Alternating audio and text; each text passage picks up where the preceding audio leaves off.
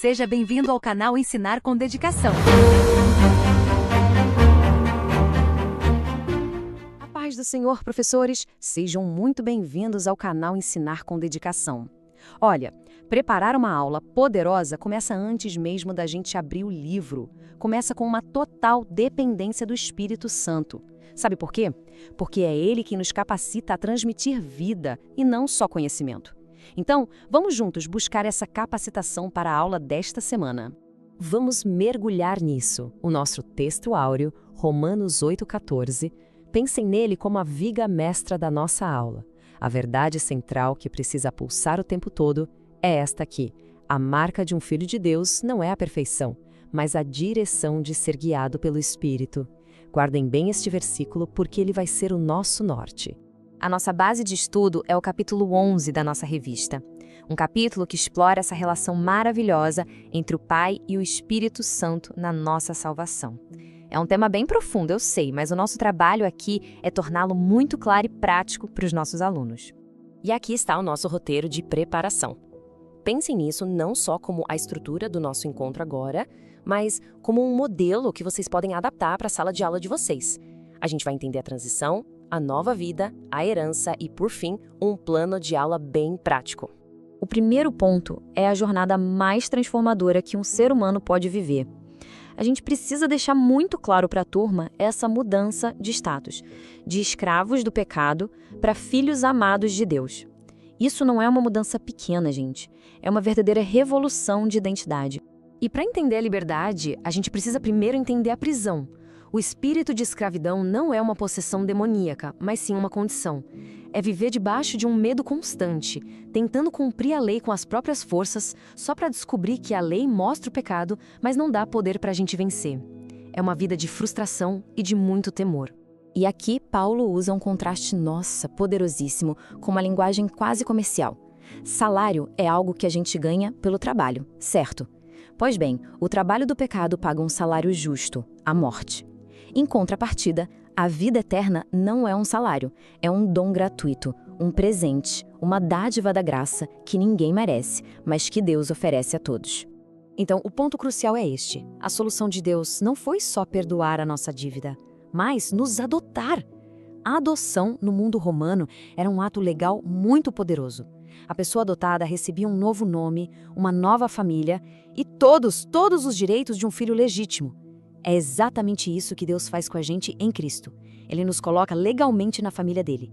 E aqui vai uma dica pedagógica. Usem essa pergunta na sua aula. Façam uma pausa e deixem os alunos refletirem de verdade. Como essa verdade muda a forma como a gente ora, como a gente enfrenta as dificuldades, como tratamos as pessoas e, para nós, como ensinamos a palavra.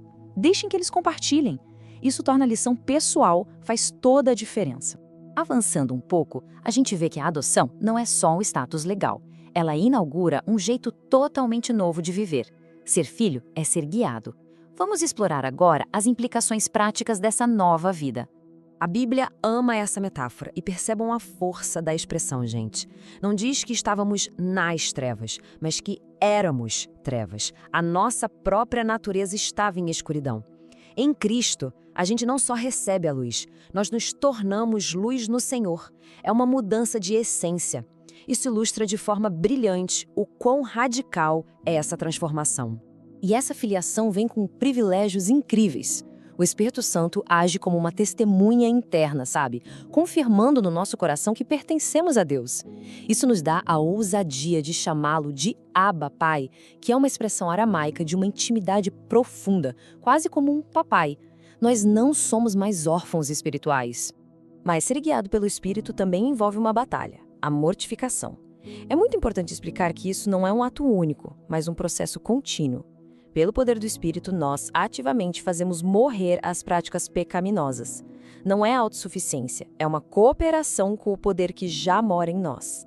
Agora a gente vai conectar os pontos. Se somos filhos, também somos herdeiros. E essa herança é garantida pela obra perfeita e totalmente unida da Trindade. Este é um ponto teológico central que traz uma segurança enorme para os crentes. Olhem, este quadro é uma ferramenta didática fantástica. Usem ele para mostrar como a salvação é uma obra perfeitamente trinitária. Vejam a simplicidade. O pai é o arquiteto que planejou tudo. O filho é o construtor que executou o plano na cruz, conquistando a herança. E o Espírito Santo é quem nos entrega as chaves, aplicando essa salvação no nosso coração e servindo como a garantia viva da nossa herança futura. E a nossa herança é ainda mais incrível do que a gente imagina. Nós não recebemos uma herança, nós compartilhamos da herança de Cristo. Somos co-herdeiros. Isso significa que tudo que pertence a Cristo por direito também nos é dado pela graça. E isso inclui a glória futura, mas também a participação nos seus sofrimentos aqui neste mundo. Certo, entendemos o conteúdo. Agora, a pergunta de 1 milhão. Como transformar tudo isso numa aula impactante de 45, 50 minutos? Vamos para a parte prática. Eu quero dar um passo a passo para que cada professor aqui se sinta seguro e preparado para ministrar. Aqui está um método bem simples. O essencial, ou seja, aquilo que não pode faltar de jeito nenhum, o item para enriquecer, que são elementos para aprofundar se o tempo permitir, e o que evitar, para a gente manter o foco da aula. Primeiro, o essencial. Se os seus alunos saírem da aula entendendo apenas estes pontos, a missão foi cumprida. A transição de escravo para filho é o coração da lição. A obra da Trindade mostra a solidez da nossa salvação, a segurança e a aplicação prática disso. E o clamor Abba Pai é o auge da intimidade com Deus. Agora, para enriquecer a aula, não precisa ser o especialista em grego, mas mencionar o significado de uiotesia, adoção, pode dar aquele clique na mente dos alunos. Usar aquela pergunta que a gente viu antes gera interação na hora. E aprofundar na mortificação torna a lição muito, muito prática para o dia a dia. E tão importante quanto o que dizer é o que evitar. O foco da lição é a graça. Fale do pecado como problema, sim, mas gaste muito mais tempo na solução. Cuidado com debates teológicos complexos que tiram o foco da filiação. E, acima de tudo, reforce que a nossa herança é um presente, não um pagamento por bom comportamento. E para finalizar, eu quero deixar essa palavra de encorajamento para vocês. A responsabilidade é grande, eu sei, mas nós não estamos sozinhos. A nossa confiança para ensinar não está na nossa oratória ou no nosso conhecimento, mas na capacitação daquele que nos guia em toda a verdade, o Espírito Santo. Dependa dele. E então, se sentindo mais preparado? Eu espero que sim. Na próxima semana a gente continua essa jornada, explorando a gloriosa esperança que aguarda os filhos de Deus, o nosso destino final. Vai ser um complemento poderoso para a aula de hoje. Eu conto com a presença de todos. A paz do Senhor.